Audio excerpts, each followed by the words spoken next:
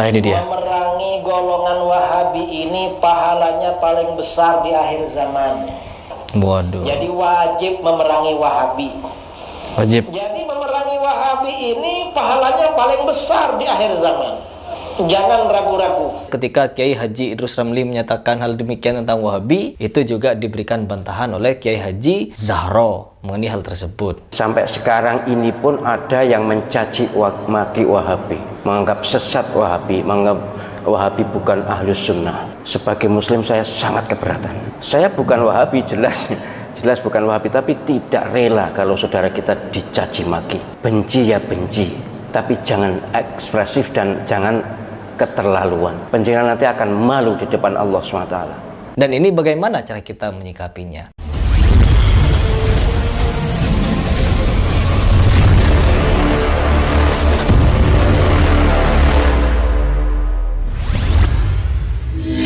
Bismillahirrahmanirrahim. Teman-teman, saya mendapatkan suatu berita atau di-share satu video oleh para subscriber saya atau follower saya dari Instagram, di mana ada pernyataan dari Kiai Haji Idrus Ramli, di mana di salah satu ceramahnya beliau memberikan pernyataan untuk memerangi orang-orang Salafi Wahabi, atau katanya mendapatkan pahala yang luar biasa apabila kita memerangi kelompok-kelompok Salafi Wahabi ini.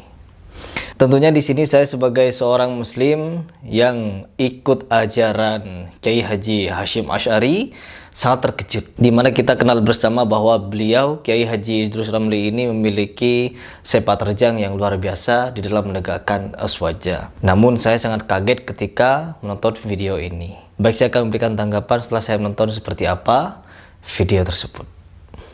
Nah ini dia. Memerangi golongan Wahabi ini pahalanya paling besar di akhir zaman.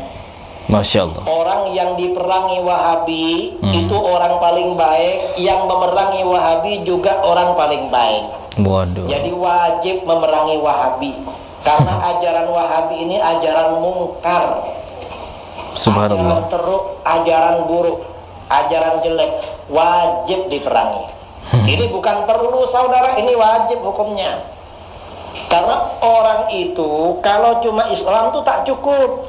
Yang penting Islam, gak ada macam itu. Setelah berislam, karena Islam ini bermacam-macam. Ada Islam yang baik, ada Islam yang tak baik. Artinya jahat. Kita ini wajib mengikuti Islam yang baik, dan tak bagi kita ini tak boleh mengikuti Islam yang tak baik. Wahabi itu Islam yang tak baik. Kita wajib mengikuti Islam Ahlus Sunnah wal Jamaah. Iya. Wajib. Jadi memerangi Wahabi ini pahalanya paling besar di akhir zaman. Iya. Karena mereka ini ajaran Memerangi. penipu. Jadi wajib. Jangan ragu-ragu. Jadi wajib katanya ya teman-teman, memerangi Wahabi itu wajib. Ya Allah.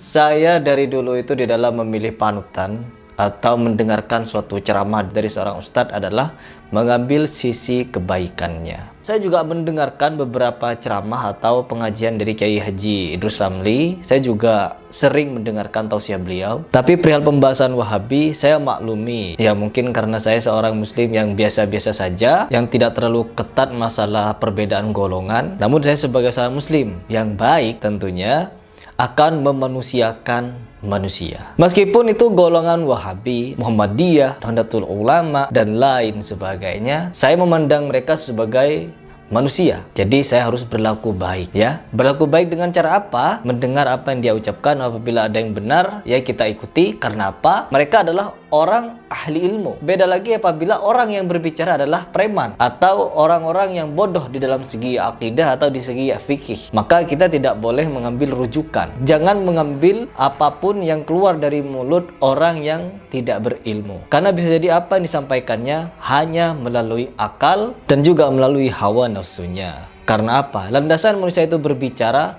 haruslah Al-Quran dan Al-Hadis. Di mana-mana ketika saya menonton video ceramahnya Ustadz Khalid Basalamah, Ustadz Syafiq Riza Basalamah, saya mendengarnya adem sekali, menyenangkan, mengajak kebaikan, mengajak ketakwaan, mengajak mengenal Allah, mengenal risalah Rasulullah dan para sahabat. Masya Allah, saya banyak sekali mendengar ceramah-ceramah dari Ustadz-Ustadz Salafi Wahabi. Bahkan di Arab Saudi adalah negara yang mayoritas Wahabi, Salafi. Masya Allah. Jadi kita sebagai seorang muslim tidak boleh sebenarnya menggolong-golongkan, apalagi menganggap sesama muslim yang beriman kepada Allah dan juga Rasulullah dan tidak ada Tuhan selain Allah. Mereka masih satu iman meskipun tidak satu pendapat. Apa pendapat itu? Yaitu mengenai misalkan seperti tahlilan, ya, seperti kunut, seperti maulid Nabi, ya.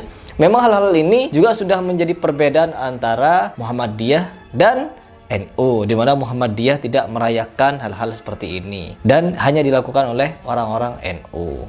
Nah, kita sebagai seorang muslim tentunya juga tahu bahwa orang-orang Salafi Wahabi ingin menyampaikan kepada kita semua bahwa Rasulullah, para sahabat, tabi'in, sampai para imam-imam mazhab juga tidak melaksanakan atau melakukan hal-hal seperti ya tahlilan atau seperti maulid Nabi dan lain sebagainya. Tidak. Mereka hanya mengajak kita untuk tidak mengerjakan apa yang tidak dikerjakan oleh Rasulullah. Itu sebenarnya baik. Ya, mungkin cuma penyampaiannya yang kurang berkenan. Karena apa? Maulid Nabi, tahlilan atau dan lain sebagainya itu ada sejarahnya. Dan di dalam NU itu tidak dikategorikan sebagai ibadah. Hanya di mana kita melakukan zikiran-zikiran, membaca Al-Quran, membaca sholawat, tausiyah, dan lain sebagainya ketika merayakan hal-hal tersebut. Kalau kita menganggapnya sebagai ibadah, itu tidak. Dan mungkin cara dakwahnya orang-orang Salafi ini belum tentu masuk ke dalam orang-orang NU. Karena apa? Terlalu to the point, mengatakan itu bid'ah, mengatakan itu sesat, dan lain sebagainya. Mungkin. Dan ini juga bukan diperangi sebenarnya. Ya, bukan diperangi. Tetapi wajib di dalam saling menasihati dalam kebenaran dan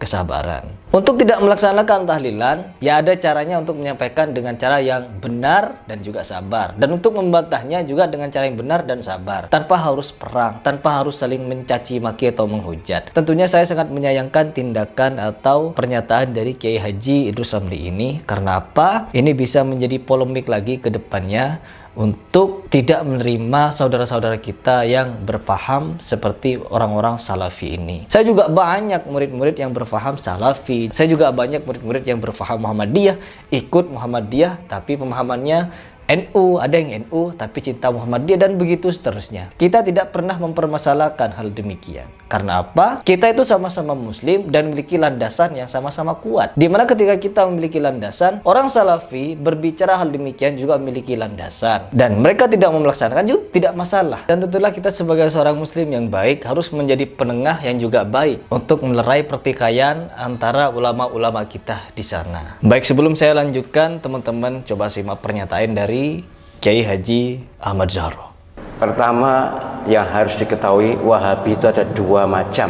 Ada Wahabi Khawarij, Abdul Wahab bin Sulaiman, itu Al-Khariji, Khawarij, itu yang sesat karena mereka mengkafirkan kita semuanya. Ada yang Muhammad bin Abdul Wahab, itu Wahabi yang sekarang ada di Saudi Arabia itu. Memang zaman tahun 20-an, 30-an itu ketika Wahabi atau pemerintah Saudi baru terbentuk, mereka kerjasama dengan ulama Wahabi, itu keras sekali. Akan membongkar makam Nabi, ya akan memindahkan makam Nabi, semua wirid dilarang dan sebagainya. Keras sekali sehingga berdirilah NU merespon itu, dan ormas-ormas di dunia keberatan dengan langkah Wahabi. Dalam perundingan akhirnya berhasil. Tapi kemudian dilanjutkan oleh generasi yang kurang mengenal Wahabi. Sampai sekarang ini pun ada yang mencaci maki Wahabi, menganggap sesat Wahabi, menganggap Wahabi bukan Ahlus Sunnah. Sebagai Muslim saya sangat keberatan. Saya bukan Wahabi, jelas bukan Wahabi, tapi tidak rela kalau saudara kita dicaci maki. Saudara kita Wahabi yang ada di Saudi Arabia dan sekitarnya itu adalah Wahabi yang Ahlus Sunnah. Kalau tidak sama dengan kita, tidak usah jauh-jauh. Bukan Wahabi, NU dengan Muhammadiyah pun banyak perbedaan. Tapi kan tidak boleh mencerca, tidak boleh mencela. Wahabi iblis, Wahabi sesat. Panjenengan pernah haji atau tidak? Pernah umroh atau tidak? Mustahil Allah Subhanahu wa taala rela Masjidil Haram dan Masjid Nabawi diimami oleh iblis. Imam Masjidil Haram, Imam Masjid Nabawi, salah satu guru Al-Quran saya adalah dari Masjid Nabawi. Itu adalah orang-orang soleh, orang-orang baik. Wahabi mereka, pasti Wahabi mazhab akidahnya, tapi mazhab fikihnya Hambali. Jadi kalau mengatakan sesat, bahkan ada yang Wahabi itu ciptaan Yahudi. Benci ya benci, tapi jangan ekspresif dan jangan keterlaluan. Penjenengan nanti akan malu di depan Allah SWT. Mustahil, sekali lagi, Masjidil Haram diimami oleh orang yang sesat. Mustahil Allah SWT ridho Masjid Nabawi, imam masjidnya adalah orang-orang sesat. Saya tuh bahkan, karena saya akrab juga dengan Syekh Abdul Rahman As-Sudais, Syekh Surem, akrab saya dengan mereka tuh bahkan dalam persepsi saya orang yang paling awal masuk surga di antara orang yang hidup sekarang ini. Bersih lahir batin. Bahwa amaliyahnya kita tidak setuju, ya banyak. Kalau tidak setuju banyak. Mereka tidak wirid bersama-sama sudah sholat itu juga, ya mereka pahamnya seperti itu. Sholat subuh tidak kunut ya seperti itu. Lalu kenapa? Ini memang sangat diprovokasikan ini. Kayaknya dikompori oleh Syiah. Syiah memang musuh bebuyutan Wahabi. Baik, teman-teman, itu adalah pernyataan dari Kiai Haji Zahro, di mana beliau juga memberikan pandangan atau pendapat sebenarnya bagaimana cara kita bersikap terhadap saudara-saudara kita yang memiliki pandangan yang berbeda seperti Salafi Wahabi. Tentunya kita sebagai seorang muslim, kita harus pandai memilah dan memilih, yaitu bagaimana cara kita bersikap ketika kita mendengarkan suatu pernyataan yang dibuat oleh Kiai Haji Idrus Ramli, mungkin dari Kiai Haji Zahro, atau Ustadz Khalid Basalamah, Ustadz Riza Basalamah, Ustadz Abdul Somad, dan lain sebagainya, ketika apa yang mereka sampaikan kurang sejalan dengan Quran dan hadis. Contohnya ketika Kiai Haji Idrus Ramli menyatakan hal demikian tentang Wahabi, itu juga diberikan bantahan oleh Kiai Haji Zahro mengenai hal tersebut. Dan ini bagaimana cara kita menyikapinya?